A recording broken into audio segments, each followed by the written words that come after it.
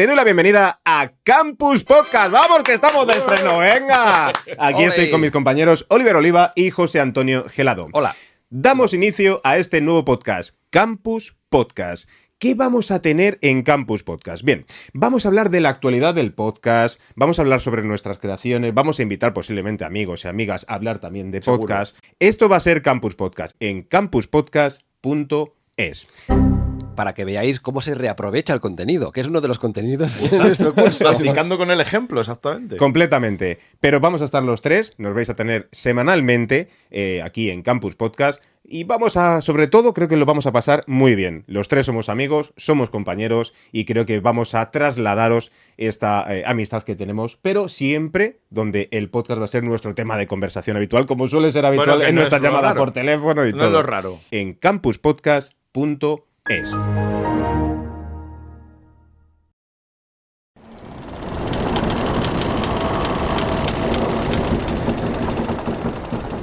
El gato lo miraba como solo los gatos hacen, cuando escrutan los rincones más oscuros del alma humana. Aquel gato negro, acostumbrado a moverse entre el bullicio y el trajinar del puerto, a ganarse la vida a cada instante, parecía conocer su pasado. Quizá por eso, una vez entraban después de meses de mar, su primer impulso era buscarlo para encontrarse con los ojos del felino. En ellos hallaba el consuelo que de otra forma era incapaz de obtener. Su rostro aparecía y desaparecía, reflejado en las rápidas contracciones que sufrían las pupilas del animal, acostumbradas a reaccionar de manera súbita a la cantidad de luz que filtraban, y eso le tranquilizaba. Restaba importancia a los sucesos que tiempo atrás tanto le atormentaron. En las frías aguas del paralelo 60 Norte, en el mar de Noruega, allí donde la vida de los hombres vale lo que cuesta el primer kilo de camarón boreal que consigan subir a bordo, la convivencia en un barco no siempre es fácil. Fue una mañana del mes de octubre, al inicio de la temporada, cuando un fallo en la climatización del barco hizo que la temperatura en su interior descendiera hasta niveles insoportables. A pesar de los esfuerzos por solucionar el problema y el afán del personal en cocina por proveer de alimentos grasos bien calientes, las órdenes de mantenerse en la mar, lo que durase aquella buena racha de capturas, no parecía contentar a nadie. Ni el capitán, ni por supuesto el jefe de máquinas, estaban por la labor de mantener una situación que podía volverse insostenible. Y no se sostuvo. A los 5 días de la incidencia, se perdió toda comunicación con el buque. Las autoridades noruegas movilizaron sus servicios de localización y rescate sin éxito. Solo 2 tripulantes, del medio centenar con los que contaba el barco, consiguieron arribar al norte de las costas islandesas. El frío, la escasez de alimento sufrida junto a la deshidratación, les hacía parecer fantasmas a bordo de un bote gobernado por la parca. Ambos se enmudecieron para siempre. De sus bocas no volvió a emitirse sonido alguno. Solo la mirada comprensiva de aquel gato negro, pensaba, le devolvía la serenidad perdida. A Son de Mar, el podcast para marinos y amantes de la navegación.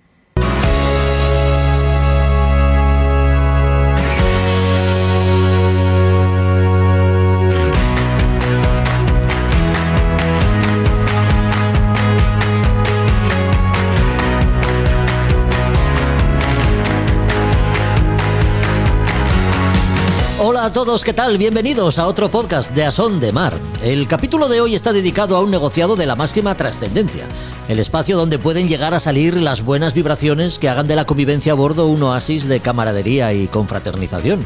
No exageramos si decimos que contar con un buen cocinero, alguien que asuma la delicada labor de elaborar comida rica, es una decisión que todo armador, patrón o capitán debería razonar detenidamente antes de soltar amarras para una larga travesía o meses de mar, porque de esa elección puede depender el éxito de la campaña. Brindamos hoy un homenaje a quienes se ponen al frente de los fogones y con su buen hacer o mejores intenciones cocinan para sus compañeros de tripulación, sea cual sea el cometido de la empresa. Una travesía de placer a bordo del velero de un amigo o una campaña profesional. Por ello hablamos con Josu Otazua, cocinero ya jubilado que navegó en grandes petroleros de la Conoco y tuvo el orgullo de cocinar también a bordo de la Idus de marzo, en el que sería un viaje inolvidable a la Antártida.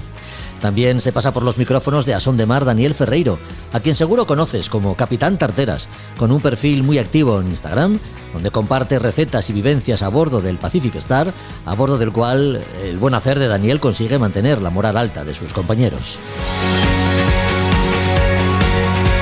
También toca meteorología, echamos de menos las nociones de Javier Suárez. Hoy nos visita para aclararnos los aspectos que hacen de las tormentas tropicales fenómenos a conocer, sobre todo si estamos pensando en cruzar el Atlántico para navegar por aguas caribeñas.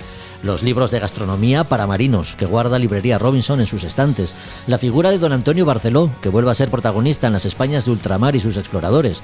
Y los fundamentos que rigen el lenguaje luminoso de los faros, como señales marítimas, con Roberto Bucetas, completan este episodio que comienza, no sin antes recordar el crowdfunding que Pilar Pasanau tiene activado para financiar su regata de vuelta al mundo a bordo de un 580. La Mini Globe Race, en la que Pilar está haciendo un fantástico papel, navegando hasta el momento, en la segunda etapa, siempre entre los 5 primeros clasificados.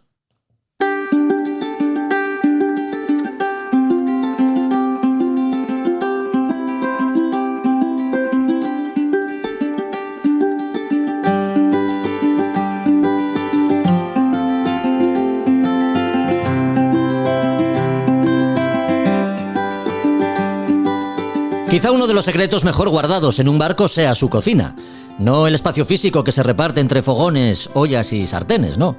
La cocina como el elemento emocional que toda tripulación, ya se trate de una profesional, la amateur que se embarca en una vuelta al mundo, o quienes emprendan una travesía por puro placer, deben tener a bordo para asegurarse, pues, el contar con platos reconfortantes que hagan más llevaderas las largas jornadas de navegación.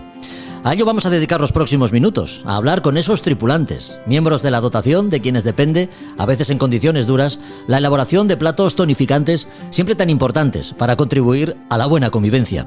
Josu Otazúa, muy buenas. Hola, buenas tardes, Jorge, ¿qué tal? Josu, naciste en Guernica, si los cálculos no me fallan, hace unos 78 años, cerca de la ría que desemboca en Mundaca. ¿Cuándo miras a la mar, Josu? Sí, yo nací en un pueblecito pequeño, en las cercanías de Guernica, ¿Sí? Se llama Errigoiti, y cuando yo tenía éramos 4 hermanos, y cuando tenía yo unos 13 años bajamos a vivir a Guernica. Había opciones de trabajo en diferentes empresas, fábricas, eran tiempos muy distintos, y ya con 15 años empecé a trabajar en una fábrica de cubiertos. Estuve allí un par de años o 3 aproximadamente, luego también trabajé en un taller de pintura y decoración, y luego llegó la época de la mili. Hice el servicio militar por tierra en Santander, y después de la mili, bueno, pues los tiempos van cambiando y me dio por embarcar, hablando con gente, compañeros y eso, y que sí, hombre, que hay formas y tal, y bueno, venga. En Bilbao había un montón de oficinas de embarque para un montón de compañías extranjeras, incluso nacionales también. Pero bueno, yo embarqué en una compañía extranjera y coincidí, por suerte, por supuesto, Sí. con Javier Babé, de capitán. Qué bien. Yo embarqué entonces de camarero. Era la única opción que había en ese momento, pero a mí me daba lo mismo. Entonces era bastante buen sueldo y tal, y de camarero. Y estando de camarero fuimos haciendo confianza y nos llevábamos todos muy bien. Y el caso es que cuando ya iba a desembarcar, mejor dicho, el ayudante de cocina, Javier Babé me comentó que a lo mejor para tener un futuro mejor, igual me interesaba pasar de ayudante de cocina, y pedí otro camarero. De acuerdo, y pasé de ayudante de cocina.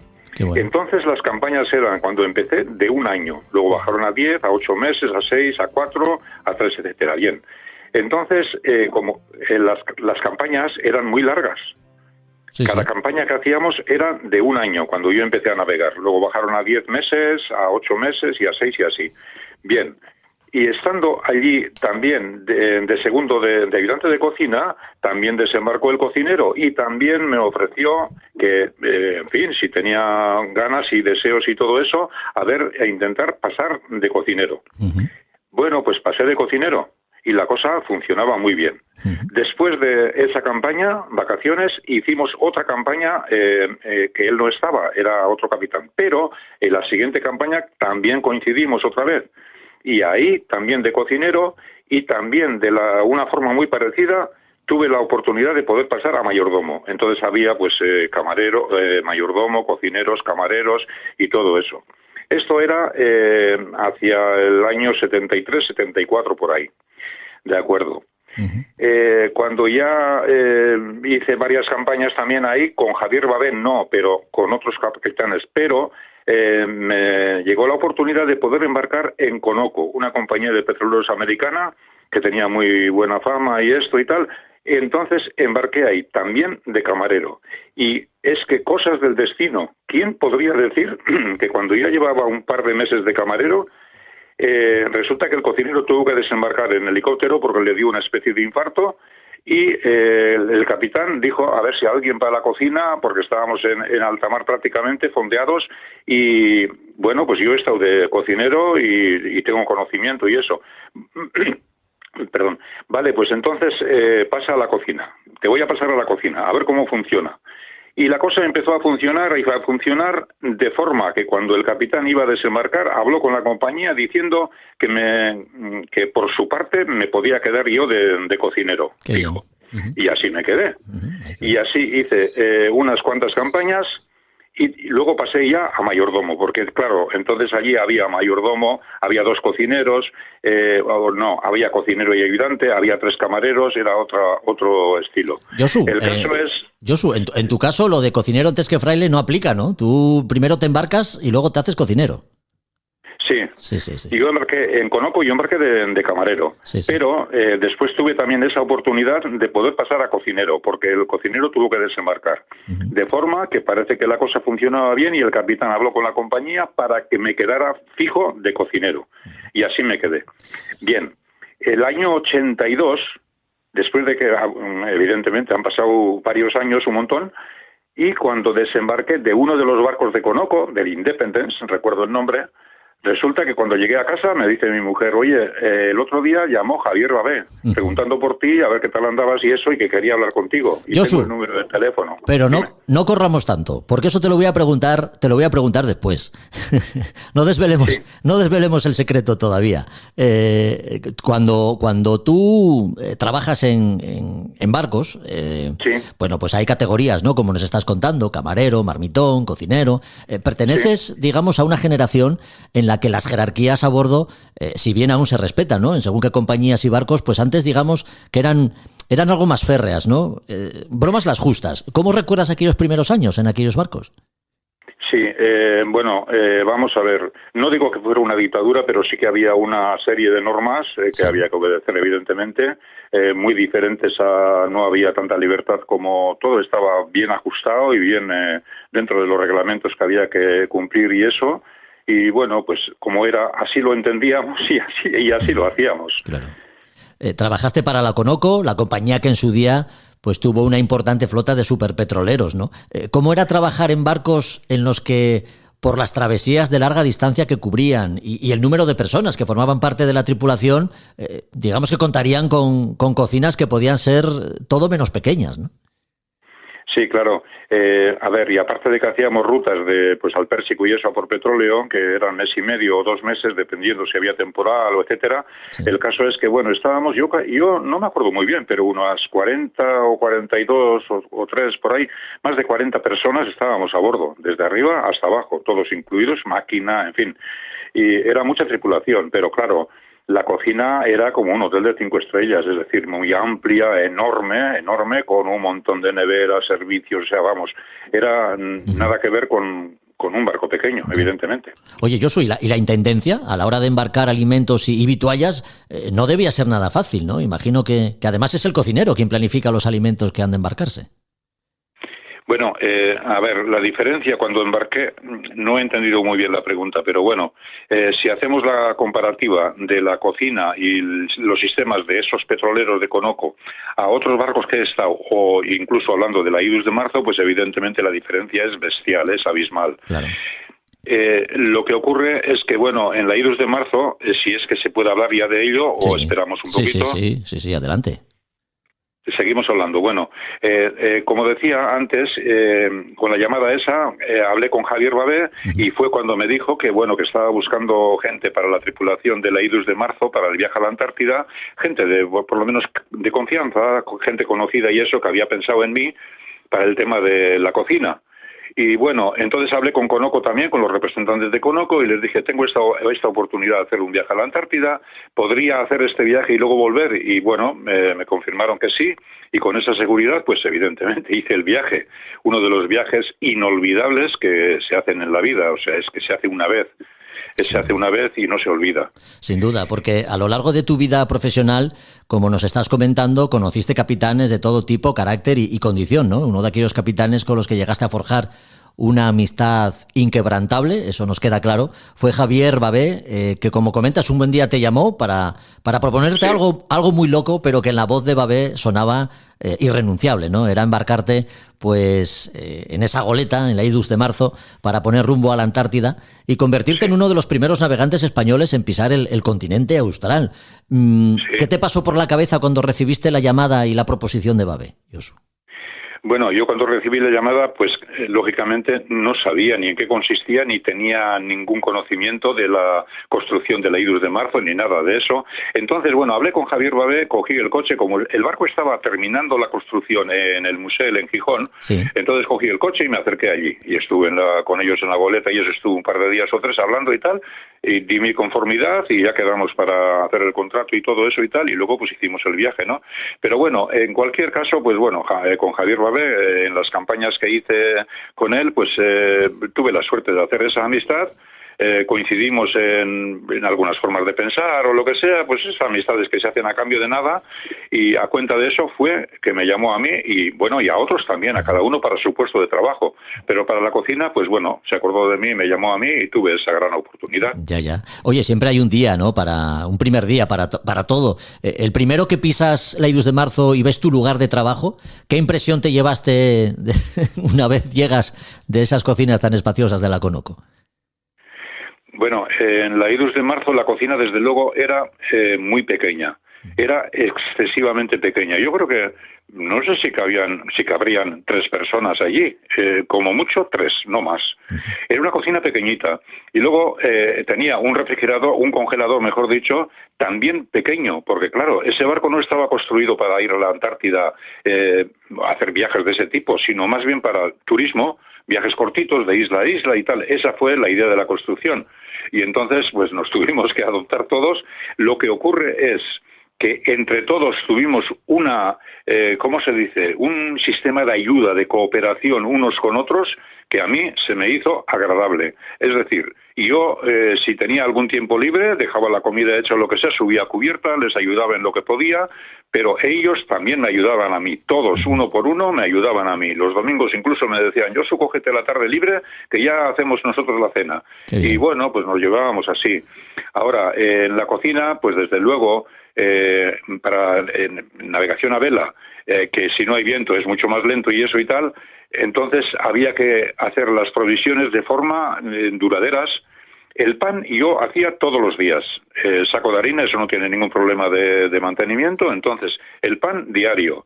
Y luego el desayuno, pues evidentemente diario, pero quiero decir, pues caldito caliente y cositas así, sobre todo cuando hacía frío y tal. La gente estaba contenta con la cocina y el cocinero y yo estaba muy contento con la gente. Y nos hicimos una amistad tan grande, que de eso estamos hablando un poquito, pero aparte de eso, pues nos reunimos todos los años, o bien en Candás, o en Luanco, o en Villaviciosa, o donde sea, en Asturias, nos reunimos todos, o los que pueden, claro, todos los años, y estamos 2 o 3 días, que como vamos a hacer la semana que viene también. Y esto es hasta el fin del mundo. ¿Y cómo eran tus compañeros, Josu? ¿Eran especialmente llambiones, como decimos en Asturias, cuando a alguien le gusta el dulce? ¿Preferían las cositas a la plancha? ¿Había algún plato estrella dentro del menú? Bueno, yo cocinaba bastante con el tipo de aquí, del País Vasco. O sea, pues bueno, pues el bacalao al pilpil y el marmitaco y algunos platitos así, siempre que tuviéramos oportunidad de coger o bonito, lo que sea, dependiendo en Argentina, Mar del Plata, lo que sea y tal, pues dependiendo de lo que se cogía, yo cocinaba bastantes cosas típicas de por aquí, que a la gente pues le encantaban, ¿no? Hombre. Bueno, en definitiva, yo desde luego estuve de jefe allí en el Departamento de Alimentación y Engorde. Y la gente se reía con esto, que no es que lo dijera todos los días, ni mucho menos, pero alguna vez que se me ocurría decir así, pues la gente se reía. Y no se me olvida, hoy es el día todavía que más, bueno, me meto en la cama y el tiempo que tardas en quedarme dormido, me acuerdo muchísimas veces de esa ayuda, de esa cooperación que había entre todos. Pasamos también días malos en el sentido de temporales. En Isla de Decepción vino una tormenta, aquello es como una herradura, la goleta estaba dentro, no podía salir y bueno, incluso haciendo preparativos para desembarcar de alguna forma. En fin, pasamos de todo un poco. Pero bueno, en fin, no hay otro viaje igual. No existe. Imagino que en la IDUS colaborabais todos en todo, ¿no?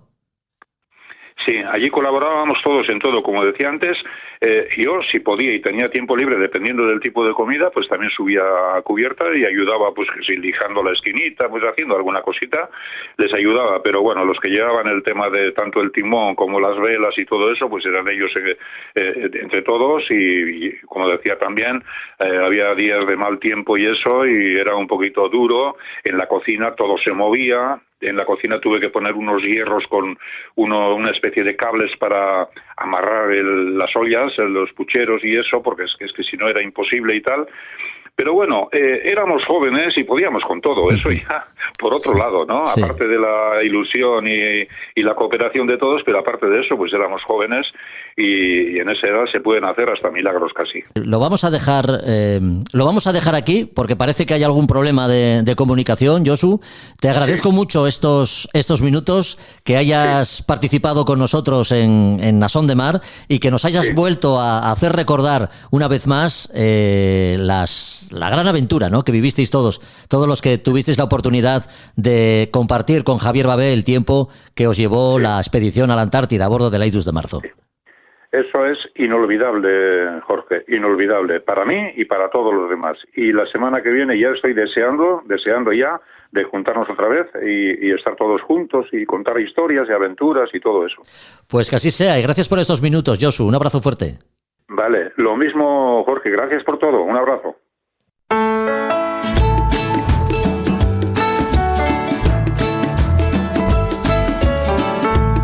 A Son de Mar, el podcast de Jorge Uría. So you're in a hurry, well you better calm down. We're all friends around you, just join the fun. 'Cause if you're in a hurry, you're missing the point. Should enjoy the fruits of life instead of chasing coins. Because it's a beautiful day.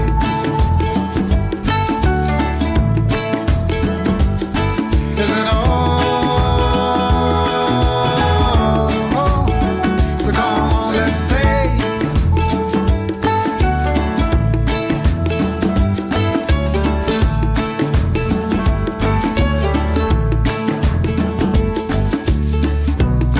Forget the rush, you're in and find a good spot. Sit down and join us as we sing a good song. Keep back, relax and just follow along. Oh, we got plenty of time. Taking it easy won't cost you a dime. Throw another log onto the fire. Hablamos ahora con quien también a los fogones hace de su trabajo a bordo esa manera de contribuir a que la vida en la mar sea más llevadera, convirtiendo la cocina del barco, además, en un espacio para la conversación y la charla despreocupada y, en ocasiones, ajena al trajinar diario de la campaña. En este caso, de la campaña dedicada a la captura del atún por el Océano Índico. Además de cocinero en el atunero Pacific Star, Daniel Ferreiro tiene un perfil muy atractivo y activo en Instagram, con prácticamente 43.000 seguidores. Seguro que lo conoces, y si no es así, te invitamos a hacerlo. Capitán Tarteras, muy buenas. Hola, muy buenas, ¿qué tal?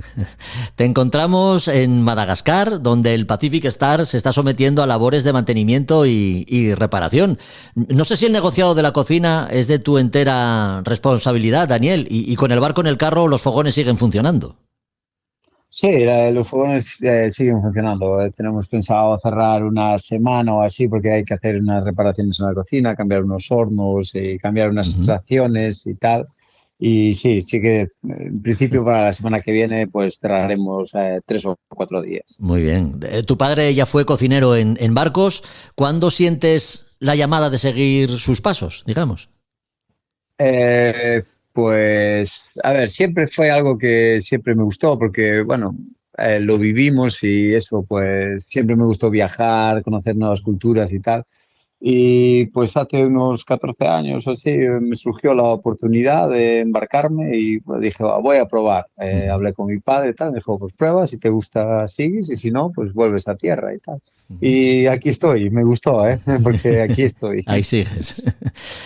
Con la experiencia que adquieres, primero en tierra, te decides a cocinar en la mar, primero en algún mercante. ¿Qué barco era aquel y cómo te encontrabas en su cocina?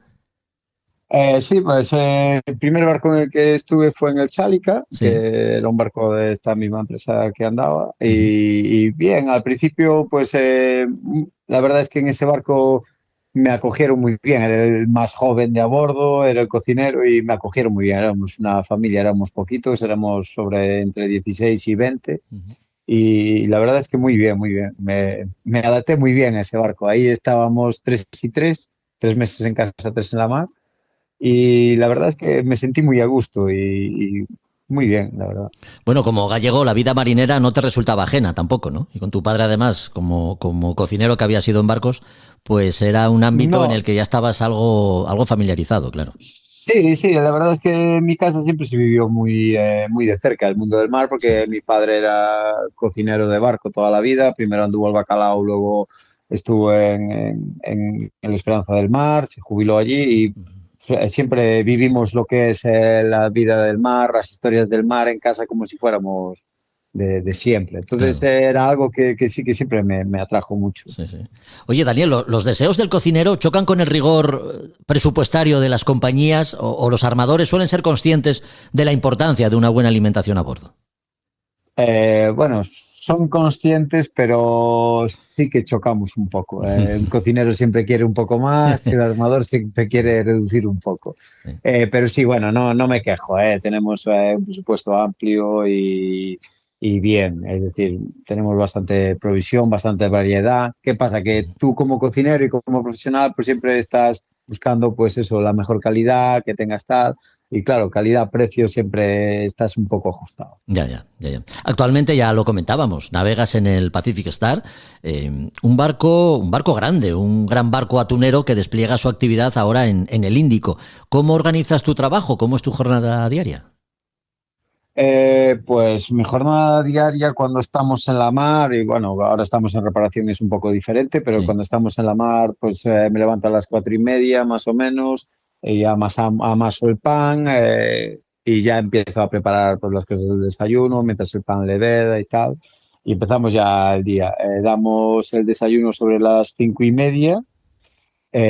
Luego tenemos un bocadillo caliente entre las 8 y las 8:30, más o menos. Ujú. Y luego ya tenemos la comida a las 11. Esto en la mar. En tierra, cuando estamos descargando, la comida se varía y es a las 12, por culpa de la descarga. Luego ya descansamos un rato, si no hay largada y tal, y los horarios están bien. Y luego damos bocadillo de fiambre y tal a las 4 de la tarde y luego la cena a las 7.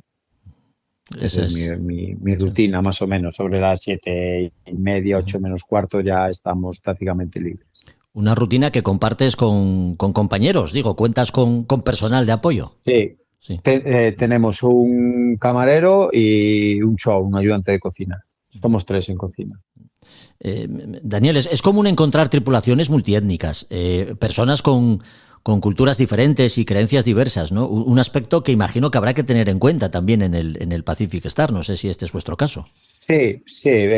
Tenemos pues bastante tripulación africana y entonces muchos de ellos, no todos, pero muchos de ellos sí son musulmanes. Entonces, pues eso, no comen cerdo, no toman ninguna comida que lleve alcohol, no. Entonces sí, pues tienes que tener ese cuidado, es decir, pues eso, si haces cerdo para los que no son musulmanes, para ellos tienes que hacerlo cordero, ternero o algo. Eso es. Pero bueno, nos compaginamos muy bien, Ya. no tengo quejas, es decir, ellos también asumen que, vale, son musulmanes, no comen cerdo, pero normalmente siempre se le hace otra comida diferente. Ya. Oye, ¿y cuál es tu plato estrella? Ese que está por encima de orígenes, creencias y culturas.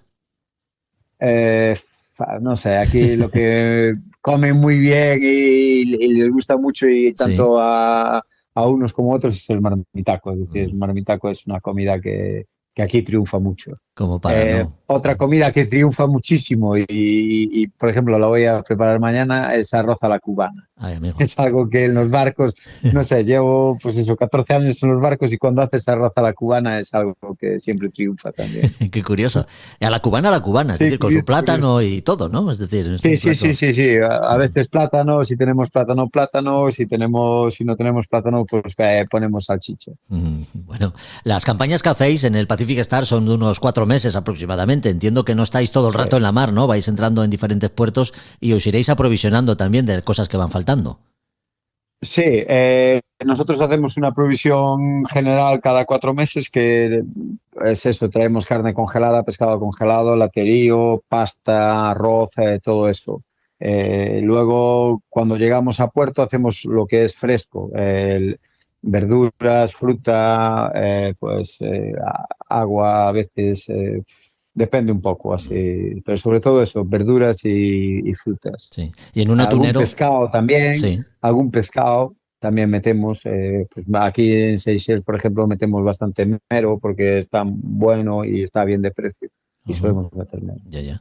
Y en un atunero no faltará el atún. Aparte del marmitaco que nos has comentado, que lo haréis con atún, ¿qué otras preparaciones tienes? Bueno, pues el tienes atún es preparadas? muy versátil, entonces se hace de muchas formas. En salsas, a la plancha, al horno, de muchísimas formas. Es algo que en torta, por ejemplo, yo soy gallego y hago torta de atún y está muy buena, es Hombre. decir, es muy versátil. Aquí Sí, el sí. atún se come mucho, Sí. cocido, en bocadillos, en ensaladas, de muchas formas. Qué bueno. Oye, ¿y hay ocasiones especiales a bordo? ¿El domingo es un día especial? ¿Alguna celebración digna de, no sé, tener un menú que se sale de la Sí, norma? nosotros, sí, el domingo, los domingos a la noche, pues solemos hacer comida especial. Pues hacemos unos canapés, un solomillo. Solemos hacer también para pues los africanos, pues arroz, pescado en salsa mandinga o cordero senegalés, al estilo senegalés o así, ¿sabes? Porque a ellos les gusta ese tipo de comida. Entonces el domingo, como es un día así más especial a la noche, pues solemos hacer eso. Y luego, pues también días especiales, los cumpleaños de los tripulantes. Cada tripulante que está de cumpleaños, pues se avisa, porque tampoco sé los cumpleaños de todo el mundo, Ujú. me avisan y tal, y ellos escogen la tarta que quieren que les haga, la tarta de cumpleaños. Qué bien. Es así muy típico. Aquí es lo que solemos hacer. ¿Cuántos sois a bordo?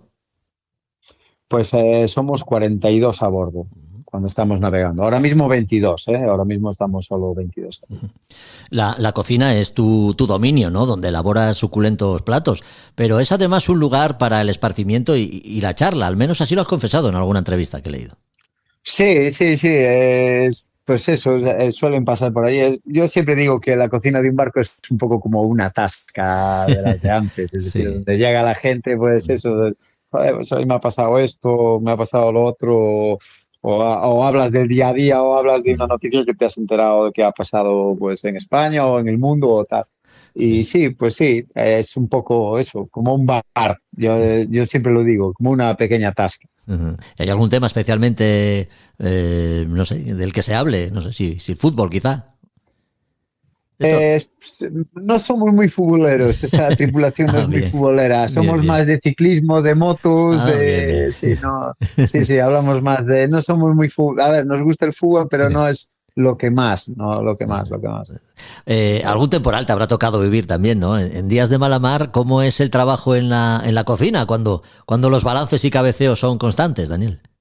Pues se complica un poco más, Ya. pues usas ollas un poco más altas, trincas, ¿no? A ver, la cocina está preparada porque tiene sus barras y está preparada para eso, pero bueno, te tomas tus precauciones, haces, pues, si sabes que va a venir mal tiempo, pues normalmente te avisan, oye, pasado mañana, pues hay previsión de que haya mal tiempo, pues esto haces comidas que no se puedan derramar y, bueno, pues andar lo menos posible con el aceite, ¿sabes? Porque es algo peligroso, te pega un golpe, te puedes quemar o tal. Entonces, pues eso, usas ollas más altas, no sueles hacer fritos y tal. Ujú. Te preparas un poco. de esa forma. Oye, y tú que además de cocinar hablas con los compañeros de la tripulación, también tendrás tu punto de psicólogo, ¿no? Con mal tiempo, ¿percibes algún tipo de cambio emocional en los miembros de la tripulación, tú que formas parte de ella? Pues no, a ver, no cambio emocional en sí, pero sí, pues sí que hay más nerviosismo, más preocupación a lo mejor, ¿sabes? Porque Ya. al final, a ver, aquí tampoco coges temporales muy fuertes porque estamos en los trópicos, pero sí a veces pues coges colas de un tifón o coges tal.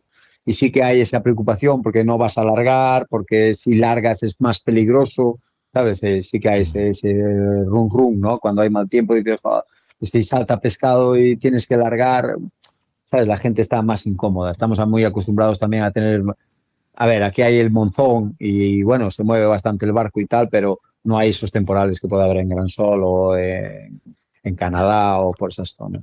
Oye, ¿y qué piensas de tu trabajo a bordo, del trabajo de un cocinero a bordo de un barco? Porque, al menos desde mi punto de vista, yo creo que vuestra faena va más allá, ¿no? de cocinar. Con lo que hacéis, de alguna forma también contribuís con el buen ambiente en el barco. Sí, yo creo que, y con todo el mundo que hablo y la gente que los cocineros y tal, pues Sí. eso, nos somos un poco la desconexión del trabajo, es decir, porque tú llegas no tanto en la comida, porque la comida estás pendiente de que se puedes largar o no, pero sí en la cena, porque una vez de que tú pitas para cenar ya no van a volver a trabajar, es decir, ya no se va a volver a alargar. Entonces, intentas que a esa hora cuando llegan, pues eso, que tengan un plato de comida, pues que puedan echar unas risas, que estén a gusto, ¿no? Que digan, bueno, vamos, estamos comiendo aquí bien y bueno, pues si la comida está buena, pues siempre charlas un poco, pues dices una cosa o dices la otra, ¿sabes? Sí, A sí, crear un poco de buen ambiente. Entonces, ¿sabes? Estamos pendientes de que la gente se sienta cómoda. claro, claro. Yo siempre digo que si viene alguien y me dice, oh, pues nos apetece comer esto o lo otro, tal, para mí es genial, una, porque el menú no se repite tanto, ¿no? Porque a lo largo de 4 meses al final entras en un bucle y repites mucho. Y otra, porque esa persona pues va a estar contenta, ¿no? Es decir, "Jo, pues mira, me hace esto, me apetece esto y me lo ha hecho, ¿sabes? Ese tipo de cosas. Cocinero, también marino, porque navegas junto a los compañeros de la tripulación, Sí. e influencer. Capitán Tarteras, ¿cuándo surge la idea, Daniel? Pues la idea surgió hace 1 año y medio, más o menos. Estábamos en un paro biológico en Seychelles y el jefe que teníamos en aquella época, que ahora ya está jubilado, Paco, y Caldereta, que hoy en día es segundo, José, hablando un día así en la cocina, de estas conversaciones que tienes en la cocina, pues decía, "Jo, pues haz ahí un Instagram y tal, a ver si llegamos a 100 seguidores o tal, para que vean la gente lo que comemos y Sí, tal". sí. Y bueno, pues se fue haciendo un poco una bola y hemos llegado a esto. Sí, Es sí. decir, está bien, ¿eh? Porque empezamos a ver, para que la gente también supiera, porque tú trabajas, llegas a casa y escuchas, va, en un barco se come cualquier cosa, no sé qué. No, en un barco no se come cualquier cosa, ni la vida en un barco es tan mala como la cuentan, ni somos tan malos ni somos tan buenos tampoco, ¿no? Pero quiero decir que la gente desconoce muchísimo lo que es la vida a bordo. Sí. Y creo que si la juventud o la gente más joven viese un poco cómo es esto, pues a lo mejor lo ponían en su lista de, pues puedo ser cocinero de un barco, puedo ser jefe de máquinas de un barco, puedo ser marinero, puedo ser contramaestre, puedo ser tal. Que a día de hoy nadie tiene esa. Creo que la vida en el mar no sale en esas listas. Ya. Ujú. No, desde luego la labor que haces es muy importante, ¿no? Para dar a conocer, como dices, cómo es la vida en un barco. Tanto es así que contabais con tener 100 seguidores y ya vais por los 43.000. Algo Sí, dirá la verdad esto, es que ¿no? sí. Sí, la verdad es que sí. También me he dado cuenta eso, de que es una vida muy desconocida, Gente de zonas de mar que Sí. me habla y tal y me dice, joder, pues no sabíamos que esto funcionaba así o que en un barco pasaba esto o pasaba lo otro, ¿no? Es un mundo muy desconocido, por eso te digo que a- eh, me gusta mucho que haber llegado a 43.000 personas porque realmente sé que muchas de ellas, pues a lo mejor le comentan a alguien o le comentan a su hijo, o un sobrino o un amigo y puede llegar a embarcar. Es decir, es un trabajo eh, que no está mal pagado y tampoco es tan duro como lo pintan ni tan malo como lo pintan. Es decir, no, ser marino, ojo, te tiras mucho tiempo fuera, sí, vale, te tiras 4 meses fuera, pero también te tiras 4 meses de vacaciones. Ya. Es decir, todo hay que calcularlo. Ujú. Y como ocurre con los cocineros de restaurante en tierra, entiendo que a través de tus publicaciones seguro que más de un cocinero de otros barcos tomará nota, ¿no? Y copiará alguna de tus recetas. Pues sí, al final supongo que sí, vamos, no lo sé a ciencia cierta, pero supongo que sí. Yo también cojo recetas de otros cocineros y de Claro. otros barcos, es decir, al final eso es normal, es normal. ¿Cuánto tiempo permaneceréis en reparaciones, Daniel? Nosotros mi relevo se va ahora el día 7 de junio Sí. y el barco pues pasará como mes y medio más aquí o así, sobre 2 meses y medio o 3 meses. más Bueno, o menos. pues que estos días en tierra sean fructíferos para el correcto mantenimiento del barco, el Pacific Star. A ti ya te queda poquito para volver a casa. El 7 de junio acabas la presente campaña y, como dices, pues estarás aquí en tu tierra, ¿no? Con tu familia durante 4 meses de vacaciones para volver a embarcar y volver a pensar en que todo quede organizado y estivado cada vez que os hagáis a la mar, ¿no? Sí, eso, siempre estar en un barco es eso, tener mucha organización y mucho control de lo que tienes.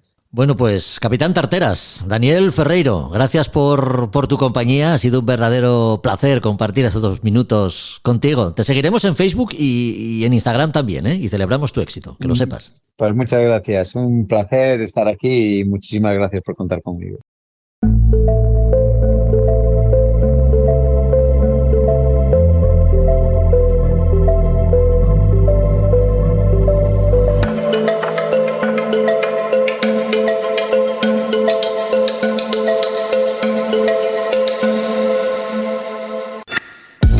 Todavía quedan días por delante para seguir transitando por la primavera, pero el verano cada vez está más cerca y a lo mejor alguien está pensando en un cruce del Atlántico, por ejemplo. Tanto si es así como si no, nunca está de más aprender, acercándonos a los fundamentos de la meteorología, la ciencia de la que tanto dependen nuestros planes de navegación. Entre los meses de julio y noviembre, las tormentas tropicales hacen acto de presencia en latitudes golosas para navegar, pero a las que hay que prestar especial atención. Javier Suárez, ¿qué tal? Muy buenas. Hola, muy buenas, Jorge, ¿qué tal? Hablamos con Javier los próximos minutos de meteorología. Javier, porque las tormentas tropicales son esos sistemas fácilmente identificables en imágenes por satélite, ¿no? Que giran pues sobre las aguas del trópico. Y según decís los especialistas, tienen un centro de circulación cerrado en los niveles bajos de la atmósfera. ¿Qué significa esto de centro de circulación cerrado en niveles bajos de la atmósfera? Bueno, como bien dices tú, todo el mundo tiene en su mente lo que es una imagen de una tormenta tropical, un huracán en la zona que nos ocupa, el Atlántico Norte. Y sí que sea un sistema de circulación cerrado, que significa, pues pensemos eso, en una baja presión en el centro, muy baja presión en el centro, y alrededor de esa baja presión, de manera radial, se va aumentando la presión. Bueno, pues al haber una baja presión en el centro y aumentando la presión a medida que nos alejamos del centro, eso genera una circulación ciclónica. Sí.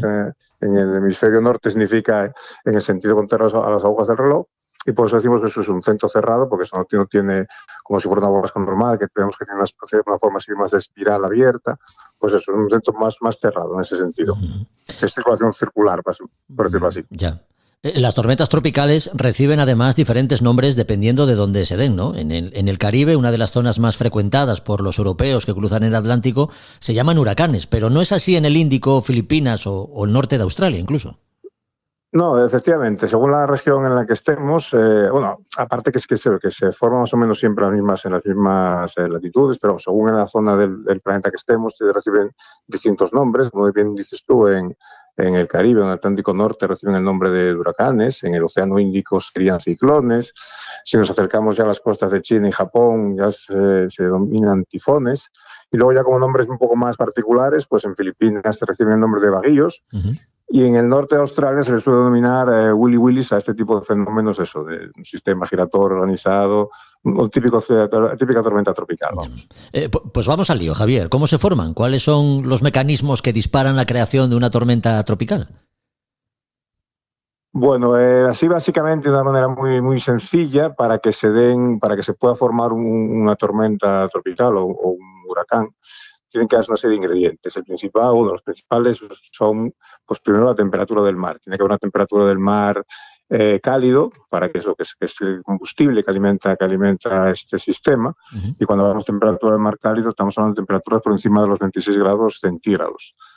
Además, en la atmósfera tiene que haber una fuerte humedad y inestabilidad para que, cuando se produzca la convección sea eficiente para la formación de los cumulonimbos. Luego, por otro lado, como hablamos al principio, estos sistemas de circulación cerrados se generan por la fuerza de Coriolis, pues entonces tienen que darse en unas latitudes donde la fuerza de Coriolis tenga algo de importante, porque sabemos que, o si no ya lo recordaremos en su momento, que la fuerza de Coriolis justo en el ecuador de la Tierra sería nula, y a medida que nos alejamos bien hacia el norte y hacia el sur, esa fuerza de Coriolis aumenta. Pues bueno, para que sea eficiente en la formación de un ciclón, tenemos que estar en latitudes de unos 5 grados norte aproximadamente, también serían para 5 grados sur, pero como en el Atlántico Sur apenas se forman ciclones, pues vamos a quedar con esos 5 grados norte de latitud. Y luego la vertical tiene que haber también unas condiciones para que, una vez formado o iniciado el mecanismo que forma las tormentas, pues se mantenga. Se puede mantener en el tiempo. Y para ello tiene que haber, pues si pensamos en un ciclón, como una baja presión en el centro que absorbe, por decirlo así, todo el aire que la rodea, y ese aire tiene que escaparse hacia arriba, hacia la atmósfera, pues tenemos que pensar también que para que sea eficiente la formación no debe haber mucha cizalladura vertical en el viento. ¿Qué significa cizalladura vertical del viento? Bueno, que el viento no debe tener mucha intensidad, ni cambiar mucho de dirección, ni cambiar mucho de módulo. Tiene que haber cierta cizalladura vertical, pero no puede haber mucho, porque si no desharía toda esa torre de nubes. Ya. Y también en niveles altos de la atmósfera tiene que haber divergencia. Todo ese aire, todas esas nubes que suben hacia la capa alta de la troposfera, pues tiene que haber una manera de divergencia para que se pueda escapar todo ese aire, por decirlo así. Ya. Y no todos los huracanes y tormentas tropicales tienen o adquieren la misma fuerza, la misma potencia. En función de su virulencia hay una clasificación, ¿no, Javier? Sí, efectivamente. Aparte primero clasificamos las tormentas en función de su estadio, pues, en función de la fase en la que están. Y cuando se inician, pues empezamos con una especie de onda tropical, lo llamamos onda tropical, cuando empieza a formarse esta circulación ciclónica, pero todavía es débil. Si aumenta la intensidad de esa circulación, hablamos ya de depresiones tropicales. Los vientos en este caso no sobrepasarían los 34 nudos, pues es un equivalente 7 en la escala de Beaufort. Si sigue aumentando la intensidad, pues pasaremos ya a denominarlo tormenta tropical, cuando los vientos no exceden de los 40 nudos, y estaremos ya en 8 o 9 en la escala de Beaufort. Y cuando los vientos son superiores a 65 nudos, ya se pasan a denominar huracanes, que ya sería 12 la escala de Beaufort. Esta clasificación es la que aparece en la página de la NOAA, que es el Servicio del Centro de Huracanes del Atlántico, que es una página muy recomendable para cualquier navegante que vaya a cruzar el Atlántico en este periodo. Como bien tú dijiste, la temporada de huracanes se va de... Este año empieza el 1 de junio, el año pasado también, empezó el 1 de junio y finaliza el 30 de noviembre. Uh-huh. Pues bueno, para cualquiera que vaya a cruzar el Atlántico, que se fije en la página del Centro Nacional de Huracanes, que tiene una información muy valiosa acerca de los mismos. Ya. Hablando de la navegación, en la mar la mejor forma de enfrentarnos a condiciones difíciles por efecto de una situación ciclónica pues es evitarla, ¿no? Y para ello el seguimiento meteorológico es imprescindible, conocer la meteo para anticiparnos o al menos saber cómo vamos a acometer la coyuntura. En este sentido, será importante saber qué zonas de paso, digamos, tendremos respecto al ciclón, ¿no? Correcto. Bueno, como dijimos ya en otros episodios del podcast, siempre que hablamos de meteorología, sí, cuando nos enfrentamos a situaciones de mal tiempo, el primer consejo, la primera premisa es pues evitarlos. Evitar esas situaciones en la medida de lo posible, ¿no? ¿Cómo se evitaría una situación de una tormenta o un huracán de estos? Bueno, pues es lo que decías tú, ahora mismo hay muchas herramientas de cobertura meteorológica, tanto en Internet, tanto en las aplicaciones que tenemos en los dispositivos móviles, o la página esta que comentaba antes de la NOAA, del Centro Nacional de Huracanes, sí, que nos permite, pues eso, saber si la formación de los huracanes con anticipación, saber cómo es su evolución, cómo evolucionan de tormentas tropicales a huracanes y saber sus trayectorias. Así como unos datos, es decir que la velocidad de los huracanes o de las tormentas tropicales oscila entre los 5 y los 15 nudos. Se desplazan siempre estamos hablando, me refiero siempre en este momento al Océano Atlántico, ¿no? Sí. La trayectoria que siguen suele ser parabólica, siempre de este a oeste, se van siguiendo como si fuera el eje del Ecuador, y al llegar a las costas a acercarse a otras longitudes, a las costas de América, se suelen girar hacia el norte con una trayectoria parabólica. Entonces, teniendo esto en mente, la manera de actuar en el mar, eso, y sabiendo que los ciclones son de tamaño reducido y que se desplazan lentamente, pues la primera premisa es pues evitar la zona de peligro. La zona de peligro se establece como si pensamos en un radio en el que el ciclón o el huracán se desplazara, o sea, el radio que se desplazaría el centro del huracán en 24 horas. Sí. Eso sería el círculo de peligro. Uh-huh. Si nos ponemos en dirección o en sentido de desplazamiento del huracán, y contando que eso que se desplaza en una trayectoria final pues parabólica, podemos distinguir dos semicírculos. Según estamos mirando hacia el sentido avance de la tormenta, el semicírculo de la derecha sería el semicírculo que se denomina semicírculo peligroso. Y se denomina semicírculo peligroso porque si nos fijamos o si tenemos en mente lo que hablamos al principio, de que es una circulación ciclónica, que en el hemisferio norte sigue una circulación ciclónica es en el sentido de contrario a las agujas del reloj giro, uh-huh. Pues si nos tenemos eso en mente, el semicírculo peligroso sería donde se suma la velocidad que lleva el viento con la velocidad de desplazamiento del huracán. Entonces ahí tendríamos vientos pues más intensos, la zona más intensa del viento. Y se denomina también en la literatura astronáutica el semicírculo manejable, pues el otro. Según estamos mirando la dirección de desplazamiento del huracán, sería el semicírculo que nos quedaría a la derecha. Y ahí pues opera el mecanismo en el sentido contrario del viento. Si estamos pensando lo mismo en el giro ciclónico, ahí la velocidad del viento va en contra del movimiento de desplazamiento del huracán. Sí. Entonces, si tenemos unas velocidades de aproximadamente entre 15 nudos de desplazamiento, pues en el semicírculo peligroso tendríamos una velocidad incrementada en 15 nudos de viento, y en el semicírculo manejable tendríamos una velocidad pues 15 nudos menos del viento. Una diferencia entre 30 y 40 nudos de diferencia entre un semicírculo y otro. Por eso hablamos de semicírculos peligrosos y manejables. Ya. Pues conociendo cada uno de estos sectores o semicírculos, como dices tú, y sabiendo la trayectoria que suelen seguir este tipo de fenómenos, que suele ser bastante previsible, podemos tener más claro también qué decisiones tomar, ¿no? Si nos vemos en una situación en la que tenemos que navegar en condiciones adversas y tan complicadas, ¿cómo lo hacemos? Pues sí, pues sabiendo, lo dicho, es difícil decirlo así, o que la gente se lo imagine hablándolo, diciéndole palabra y no dibujando en ningún sitio, pero teniendo en mente lo que decíamos antes, de la circulación ciclónica, el desplazamiento del huracán, pues si estamos navegando, si nos pilla la tormenta, por lo que fuera, no pudimos evitarlo, nos pilla en el semicírculo peligroso, pues la maniobra evasiva, por decirlo así, sería salirse de allí lo más pronto posible. Y entonces, si nos pilla en el semicírculo peligroso, pues la maniobra sería navegar en ceñida lo más ceñido que podamos, amurados a estribor, y si estamos tan cerca del centro del huracán que la navegación a vela o la navegación en general sea imposible, impracticable, pues intentar mantenernos a la capa, amurados a estribor y dejar que pase el peligro. En el semicírculo navegable, pues también teniendo en mente cómo son los movimientos del huracán, pues la manera de escapar lo más pronto de allí es navegar con viento portante, amurado a estribor también. La idea es intentar alejar lo más rápido posible de la trayectoria previsible del huracán, teniendo en cuenta que también es una trayectoria impredecible, que es bastante complicado saber. Lo normal es lo que decíamos antes, que gire hacia el sentido parabólico, hacia el norte, pero puede incluso tener movimientos retrógrados en cualquier momento. Sí. Y ahí entrarían...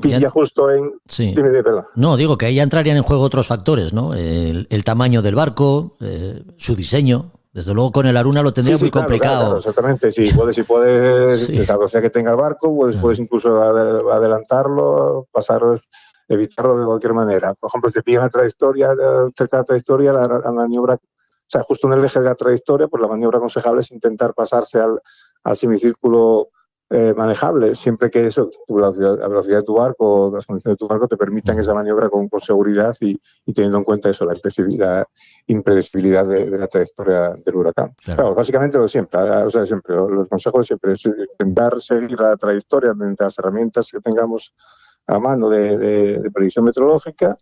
Y una vez allí, pues si nos pilla porque nos pilló, porque no hubo manera de zafarse, pues eso, siguiendo estos consejos, que no es más que seguir la famosa ley de Bois-Ballot, que siempre se habla en meteorología náutica, sobre todo. Sí, desde luego. Bueno, pues huracanes, tifones o ciclones son algunas de las maneras de llamar una tormenta tropical dependiendo de dónde nos encontremos.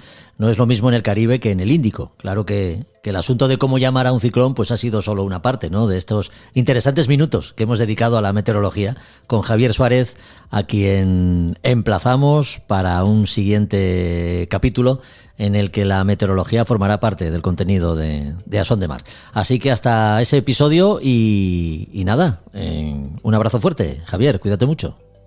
Venga, un abrazo para ti y para todos los escuchantes y encantado de participar en próximas ocasiones. A Son de Mar, la náutica en un podcast.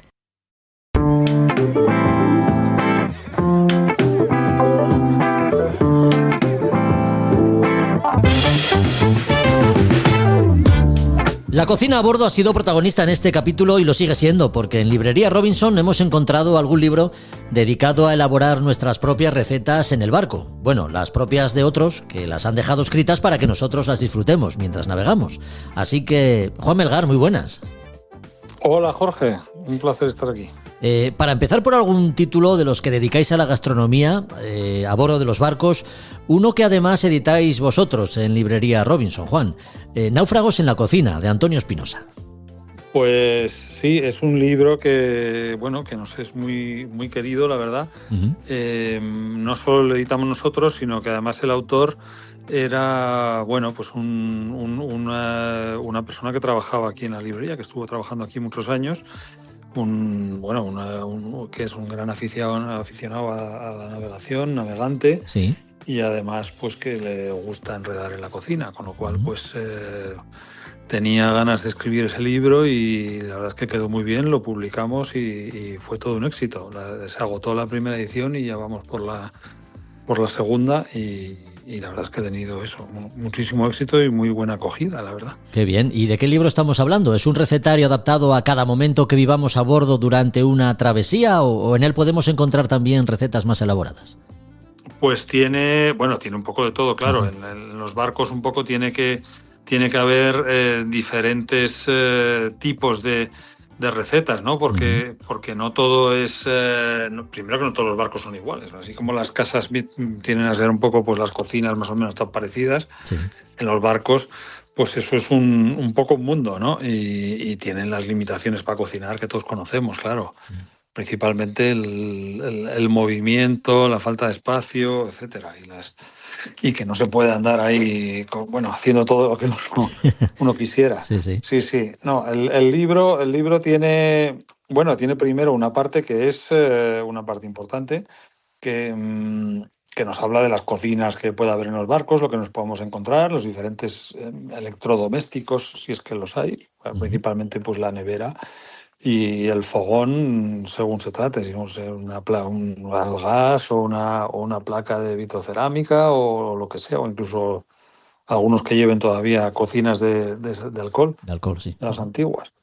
Y luego todo lo que es la despensa a bordo y toda la manera de pues cómo conservamos, qué alimentos hay que llevar, cómo se conserva, cuáles duran, cuáles no duran. Cómo guardarlos, en fin, todo eso que siempre es, que no es lo mismo que en casa, desde luego. Sí. Y luego ya tenemos pues todas las recetas que hay de todo tipo, claro, hay desde las más fáciles hasta las más difíciles, tenemos desde nuestras clásicas la tan socorrida, pero a la vez tan rica pasta, ¿no? Y las ensaladas, pues para las épocas de calor, y luego también los guisos. En fin, hay un poco de todo. Sí, Y sí. también hay, como no, sus postres.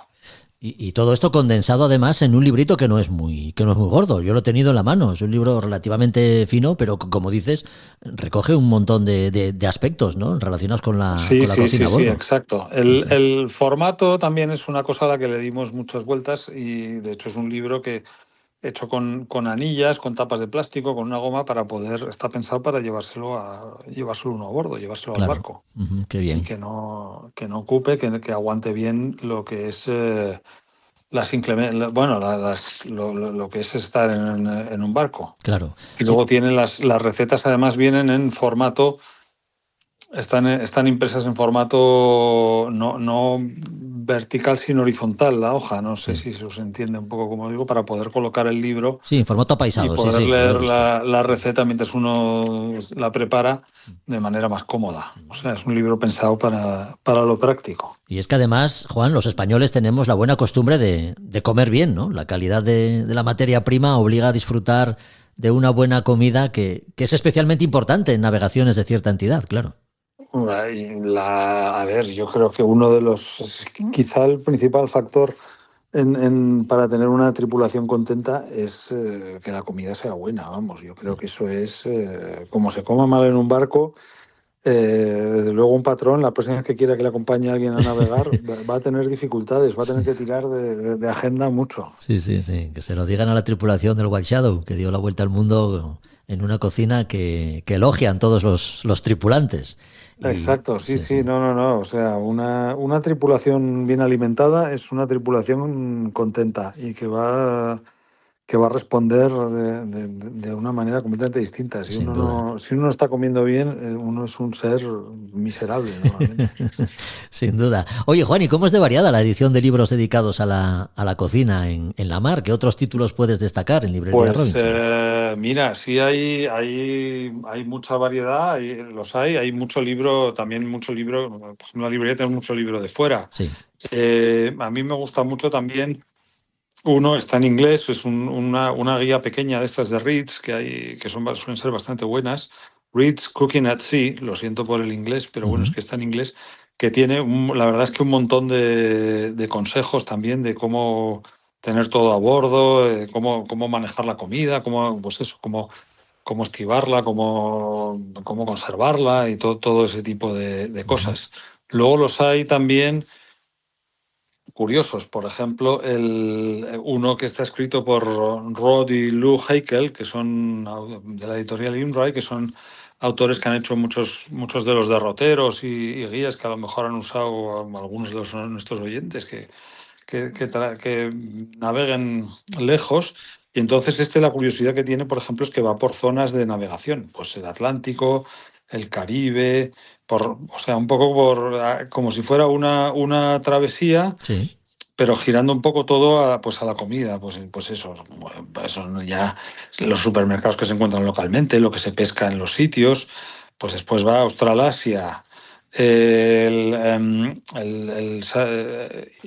Asia, el sureste asiático, el Océano Índico y el Mar Rojo, el Mediterráneo, todo un poco, también todos, casi todos prácticamente, todos llevan su correspondiente recetario, además de otros contenidos. Y luego siempre tenemos, hay libros también que giran un poco en torno a la comida y el mar, ¿no? Por ejemplo, es muy bueno un libro de Óscar Caballero, Océanos, peces y platos, una historia cultural del mar, que también en torno un poco a la comida y a la alimentación y a la historia, es un libro un poco más amplio, no es tan de recetas y de cocina a bordo como otros, pero que bueno, que gira un poco en torno a eso, y que son libros buenos, de lectura aconsejable. Y seguro que toda esta oferta editorial consigue el más difícil todavía, ¿no? Porque para cocinar a bordo muchas veces debemos encontrarnos con recetas fáciles, pero que sean nutritivas. Exacto, sí, porque además a bordo muchas veces, además eso, en una navegación larga, no podemos de repente decir, ay, me falta no sé qué, bajo Claro. a la tienda un momento y pillo aquí esto que me falta. Claro, no hay opción. Entonces, generalmente cuando lleva ya unos días van escaseando los ingredientes y lo que hay que hacer es afilar cada vez más al ingenio para que que la comida salga bien y salga rica. Pero- Bueno, pues pequeñas guías, libros curiosos, libros, como nos decías, que giran en torno a la comida y la mar. La oferta de títulos dedicados a la comida a bordo es amplia, variada y seguro que nutritiva. A estos libros hemos dedicado estos minutos con Juan Melgar, de Librería Robinson, a quien pedimos que nos recuerde vuestros datos. Juan, para ponernos en contacto con vosotros si queremos hacernos con alguno de estos títulos. Pues mira, Jorge, estamos en la calle Santo Tomé número 6 de Madrid, en el centro, y también tenemos la página web nauticarobinson.com y también en unos días estaremos en la Feria del Libro de Madrid también. Tendremos una caseta para todo el que se quiera acercar, la número 66, y además allí hay el suculento descuento de feria y estaremos encantados de atender a todo el mundo. Feria del Libro, la web y tienda física en Madrid, en la calle Santo Tomé. Así que tomamos nota de todos estos datos y te emplazamos al próximo capítulo, Juan. Por aquí nos escuchamos. Muchas gracias, Jorge. Siempre es un placer estar aquí. Un abrazo. A Son de Mar, el podcast de Jorge Uría.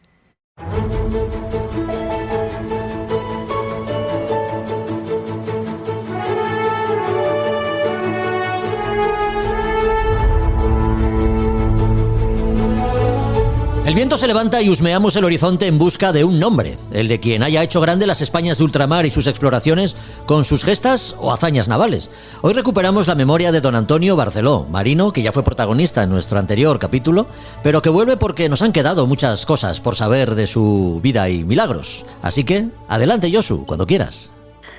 Muy buenas a todos. Aquí estamos de nuevo con don Antonio, el capitán Tony. Y bueno, pues lo que quería contaros hoy, después de haber visto un poco sus inicios, los inicios del capitán Tony, sus grandes inicios, un poco su gran aportación, obra o como queramos llamar, ¿no? de lo que hizo el capitán Tony, don Antonio Barceló. Bueno, rememorando, es un hombre que empezó y no venía de origen noble y bueno, por eso también tuvo sus envidias, por lo que realmente si llegó tan arriba era porque realmente era un hombre válido, que no digo que los demás no lo fueran, pero esto tenía que justificarlo doblemente. Entonces, bueno, volviendo un poco a la época en la que estamos, en el último cuarto de siglo del siglo XVIII, estábamos con las grandes jornadas de bloqueos a Gibraltar para que cayese, que podía haber caído, pero no cayó, como todos sabemos, ¿no? Y entonces, bueno, en 1779 al capitán Tony se le nombra comandante de todas las fuerzas destinadas al bloqueo de Gibraltar. El objetivo era agostar Gibraltar, no permitir la entrada de suministros y, bueno, pues entrar a sangre y fuego por tierra y por mar. Él, bueno, tenía su navío, fragatas, jabeques, jabequillos, embarcaciones menores y con su compañero, por llamarlo así, el general Martínez Alba de Sotomayor, desde tierra con sus bombardeos, su artillería, etcétera, ¿no?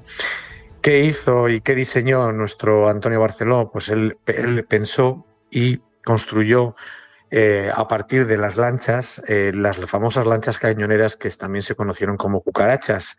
Estas, bueno, pues armaba con una pieza de 24 libras, que eran casi las más grandes, porque luego estaban las de 32 o 36 en las baterías bajas, ¿no? de los navíos, y eso iba dentro de un bote de remos, con 14 remos, tenía 56 pies de eslora, 18 de manga, 14 remos, como digo, y la pieza que era giratoria. Y a eso le aportaba una vela para, bueno, mientras no estuviesen en una zona peligrosa, pudiesen propulsarse así, y 30 hombres, además de los artilleros. La forró de metal, de tal forma que, bueno, de esa forma, ese blindaje de hierro, podemos decir casi como si fueran los primeros acorazados, ¿no? Que cubría esa lancha y los protegía hasta por debajo hasta llegar a la línea de flotación. Realmente tenía miedo, ¿por qué? Pues porque los cañones, como todo el mundo contaba en aquella época, la artillería de tierra valía como 10 cañones en mar, solamente por el movimiento y la capacidad de puntería. pero luego se vio que gracias a su pequeño tamaño y a su maniobrabilidad con los remos, pues prácticamente los britanos no podían acertarles. Dijeron, por ejemplo, el capitán que Sayer en este caso, que se encontraba en Gibraltar, dijeron: la primera vez que se vieron desde nuestros buques causaron risa, pero muy poco tiempo después se reconoció que constituían el enemigo más temible que hasta entonces se había presentado, porque atacaban de noche y era imposible apuntar a ese pequeño bulto. Así evitaban las balas rojas de los britanos y, bueno, acosaron y estuvieron a punto de tirar abajo un poco esa gran fortaleza que era Gibraltar. Cuando ya lo tenían de alguna manera casi un poco en ello, pues bueno, la flota real britana pues abría y conseguía entrar con suministros. Él en principio seguía siendo el teniente general de la escuadra, pero digamos que le nombraron teniente general en este caso de esa escuadra, pero ya en 1783, porque aquí no se consiguió romper el cerco de Gibraltar y volvieron otra vez a masacrar y a atacar a Argel y a todos los piratas berberiscos que estaban apoyados por el Imperio turco. Allí tuvo dos entradas, es decir, el 1 de julio del 83 acosaron y masacraron masacraron a todo lo que es la Argel, retirándose por el mal tiempo, y en 1784 volvieron otra vez a Argel, en el cual al final consiguieron, bueno, al final políticamente, porque murió el bey, etcétera, y bueno, pues entonces se firmó una paz y con Mazarredo fue el que la firmó, otro grande, ¿no?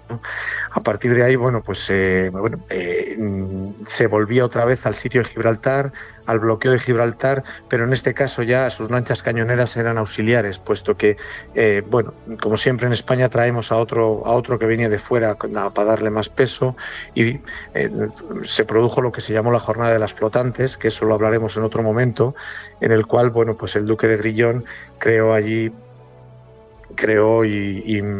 las flotantes con unos cañones especiales y unas refrigeraciones para intentar contrarrestar el efecto de las balas rojas, pero bueno, aquello tampoco salió, como todo el mundo es conocedor. Ya nuestro Barceló, con muchos años encima, se retiró a Mallorca, y en 1798, pues a los 80 años de edad y casi no sabiendo más que escribir su nombre, y siendo odiado por muchos que nunca llegaron a su talla, pues murió a los 80 años.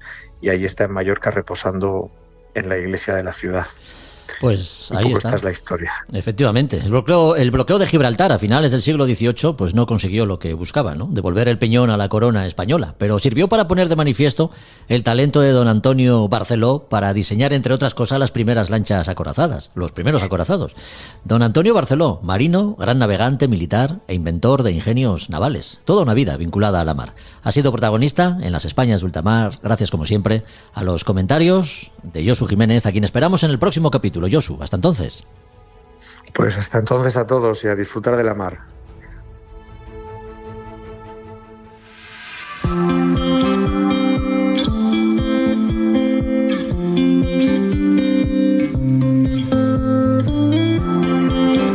Somos los responsables de que la señal funcione siempre. Entonces, en su día, la única forma de ser responsable de eso era estar a pie de obra siempre. De hecho, ahí en la historia de los faros, pues bueno, quedaron los diarios de servicio. Había grandes problemas porque era problemático incluso el conseguir suministros. José Luis García, último farero en el Cabo de Peñas, en Asturias.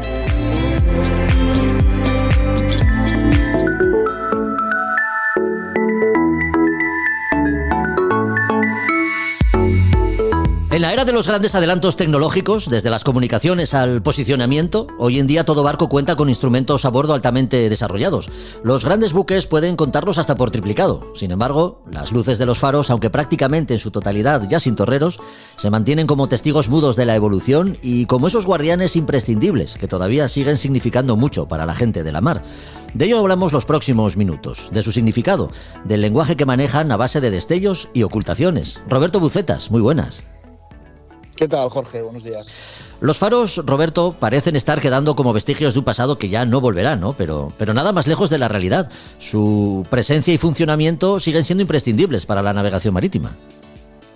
Bueno, hablamos bastantes veces de esas cosas, ¿no? Que parece que quedan ancladas en el pasado y que ya no son, bueno, que no son prácticas ni son útiles. Sí. Y bueno, todo el mundo que anda por la mar debería, pues, conocer, identificar, distinguir todas las luces de navegación, que pueda ser de un faro, que pueda ser cualquier luz de ayuda a la navegación que podamos encontrarnos en la costa y en las entradas de los puertos, espigones y demás. Es algo que, bueno, todo el mundo debe conocer y todo el mundo debe saber identificar una luz de un faro y saber qué señal está emitiendo, qué periodo tiene y qué características tiene. Eso sería lo mínimo y es simplemente, pues nada, molestarse una guardia de noche, pues mirando al horizonte, viendo un faro y sobre él distinguir un poco lo que serían esas luces, ¿no? Claro que sí. ¿Y cuál es su lenguaje, Roberto? ¿Cómo interpretar su código de señales? Bueno, pues las características de una luz no son todas las luces iguales. Comentabas que podemos encontrarnos luces de destellos, luces de ocultaciones. Bueno, un destello pues no deja de ser un flash en inglés. La notación sería FL, flash. De destello en inglés, en las cartas tiene que ser la notación toda en inglés en la actualidad. Y sería, pues bueno, un faro que está apagado y de vez en cuando pues emite un destello, emite un flash. Pues contamos los destellos que emite cada cierto tiempo, va repitiendo la misma secuencia y eso sería el periodo de la luz.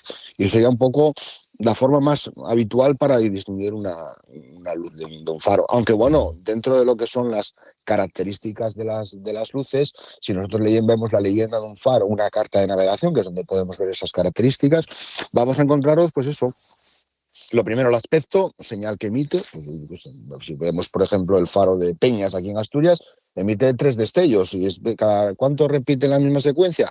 Pues cada 15 segundos sería el periodo de Peñas. Después, a continuación, nos indica siempre la altura a la que se encuentra la luz del faro con respecto al nivel del mar, pues para identificarlo pues, o distinguirlo de día.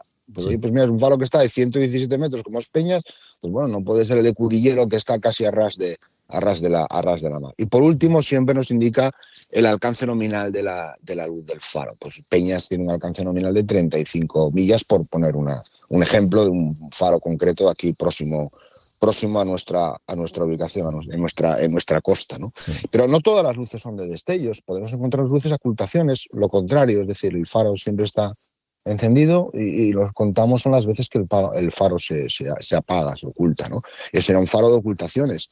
Normalmente, antiguamente, se colocaban faros de destellos, ocultaciones, alternativamente al objeto de, bueno, que no pudiéramos nunca confundir un faro con otro. Candás, por ejemplo, aquí en Asturias, siguiendo con la costa asturiana y próximo aquí a donde nos encontramos a Gijón, sí, es un faro de ocultaciones que Candás, ¿no? Pues emite un poco lo mismo, te dice las características en cuanto a un grupo de ocultaciones, de 2 ocultaciones, cada 10 segundos serían las características de ese faro de ocultaciones. Pero nos quedamos con destellos de ocultaciones, no, existen multitud de diferentes tipos de luces también que pueden emitir las luces de ayuda a la navegación. Luces fijas, isofase, al mismo tiempo encendida que apagada, luces centelleantes rápidas, muy rápidas, grupos de centelleos, sí. Por ejemplo, todo el tema de las marcas cardinales emiten distintivos de luces centelleantes, ¿no? Puede haber faros o luces que emitan señales Morse con la propia luz del propio faro. Puede existir faros de sectores que nos ayudan mucho en la posición rápida, saber dónde nos encontramos simplemente sabiendo si estamos en el sector rojo o estamos en el sector blanco del faro. Luces direccionales para indicarnos a veces indicaciones de entradas a puertos, podemos encontrarnos luces direccionales. Es decir, que hay una múltiple variedad de características o diferentes tipos de luces.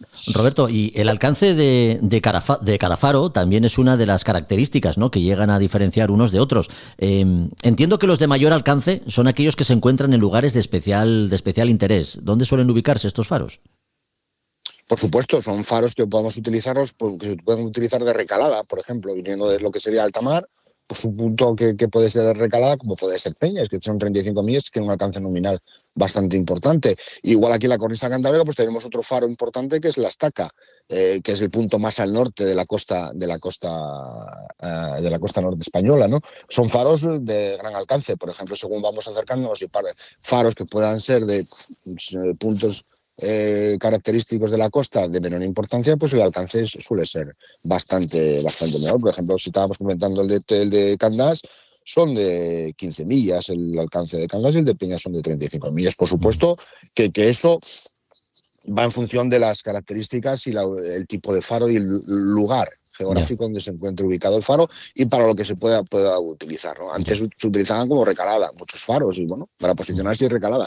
En la actualidad, bueno, pues tenemos múltiples sistemas de navegación radioelectrónica a bordo que nos permiten, bueno, pues no utilizar las luces de navegación si no estamos pegados y siempre hablamos de estar pegados a la pantalla y a los números y los datos de una pantalla sin mirar para la proa, ¿no? Que siempre hablamos del mismo.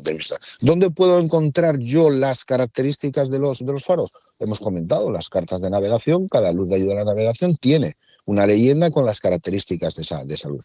Puede ser el sitio más rápido de poder localizar las características de la luz, pero a veces depende de la carta que sea. Si es una carta general o una carta de navegación costera, pues a veces no te pone todas las luces de la navegación. Y tendríamos que ir a una publicación oficial del Instituto Geográfico de la Marina, que es el libro de faros y señales de niebla. Es una publicación que es obligatoria para todos los barcos que naveguen en zona 4, tienen que llevar esta publicación y tienen que llevar esta publicación actualizada y corregida al día actual. En la actualidad, el Instituto Geográfico, el libro de faros y señales de niebla, tiene periodicidad anual, con lo cual, bueno, el tema de mantener al día no es como antiguamente, que a lo mejor cada 4 o 5 años eran las actualizaciones de estas publicaciones. Pero bueno, también el Instituto Geográfico de la Marina semanalmente publica los avisos de los navegantes que están colgados en la página web del propio Instituto Geográfico de la Marina y que deberíamos de corregir todas las publicaciones náuticas que tengamos a bordo, sobre todo cartas, por supuesto, tener la carta al día y que todas las veces, bueno, no toda la carta nuestra de la zona por la que navegamos tendrá alguna corrección, pero bueno, siempre cambian pequeñas cosas y tenemos la obligación de tenerlos al día, al igual que el resto de publicaciones, como pueda ser el derrotero, como pueda ser el libro de faros, el anuario de mareas, que bueno, que es anual, pero todas las publicaciones tienen que estar perfectamente actualizadas, ¿no? Y después, bueno, si quieres, por comentar un poco cosas curiosas o características, siempre hablamos de luz verde estribor, luz roja a babor en el tema del balizamiento y las luces de posición de los barcos. ¿Y por qué se escogió la luz verde para estribor y la luz roja para babor? ¿De dónde viene todo esa característica de esas luces, ¿no? Es una pregunta que nos podemos plantear, ¿no? Sí. ¿Y por qué se escogió el verde y el rojo y no se escogió el azul y amarillo, por ejemplo, ¿no? O azul, amarillo, otros colores, ¿no? Sí. Pues bueno, hay varias teorías al respecto, pero eso normalmente viene del ferrocarril y el cerebro asocia al rojo como un color intenso, como color de peligro. Y al verde como color de tranquilidad. Eso es una de las razones por las cuales se escogieron esos colores para verde, estribor y rojo a babor. Y también por la longitud de onda de esos colores, ¿no? El rojo y el verde se ven a mucha distancia y por eso escogió. Y viene del ferrocarril, no viene de la navegación. Como muchas cosas decimos que siempre viene de la navegación, en este caso viene del ferrocarril. Sí. Es curioso, ¿eh? Cosas de la navegación que vienen del ferrocarril y cosas de la aeronáutica que llegan de la navegación. Que vienen pasando de un ámbito a otro. Sí, curioso. Muy bien. Bueno, pues dejando a un lado todo aquello que puedan llegar a inspirar, ¿no? Los faros forman parte del catálogo de señales marítimas imprescindibles para orientarse, como decimos, en tiempos donde la tecnología más avanzada consigue métodos de posicionamiento impensables de hace unos años. Pero ahí siguen, iluminando las noches de los barcos que se encuentran en la mar. Y de eso hemos hablado, de faros. Lo hemos hecho con Roberto Bucetas, a quien agradecemos como siempre su presencia en este podcast y le emplazamos al próximo capítulo. Roberto, gracias por estar aquí. Un abrazo. Gracias a vosotros. Un fuerte abrazo.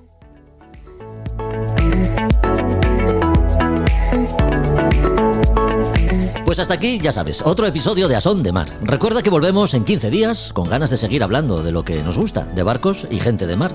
Si te han gustado los contenidos, no dudes en compartirlos. Nos puedes seguir también en Facebook e Instagram y a través de la web www.podcastasondemar.com. Y si tienes algo que vender, pues plantéate anunciarte con nosotros. Te ofrecemos la posibilidad de llegar a tus clientes de forma directa. Ellos comparten contigo su afición a la náutica. Hasta el próximo programa. Nos escuchamos. Adiós.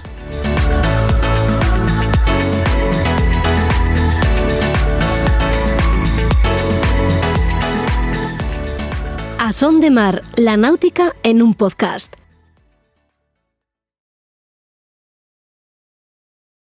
Te doy la bienvenida a Campus Podcast. ¡Vamos, que estamos de estreno! ¡Venga! Aquí estoy con mis compañeros Oliver Oliva y José Antonio Gelado. Hola. Damos inicio a este nuevo podcast, Campus Podcast. ¿Qué vamos a tener en Campus Podcast? Bien, vamos a hablar de la actualidad del podcast, vamos a hablar sobre nuestras creaciones, vamos a invitar posiblemente amigos y amigas a hablar también de podcast. Esto va a ser Campus Podcast en campuspodcast.es. Para que veáis cómo se reaprovecha el contenido, que es uno de los contenidos de nuestro curso. Practicando con el ejemplo, exactamente. Completamente. Pero vamos a estar los tres, nos vais a tener semanalmente aquí en Campus Podcast. Y vamos a, sobre todo, creo que lo vamos a pasar muy bien. Los tres somos amigos, somos compañeros y creo que vamos a trasladaros esta amistad que tenemos, pero siempre donde el podcast va a ser nuestro tema de conversación habitual, como suele ser habitual en nuestras llamadas por teléfono y todo. No es lo raro. En campuspodcast.es.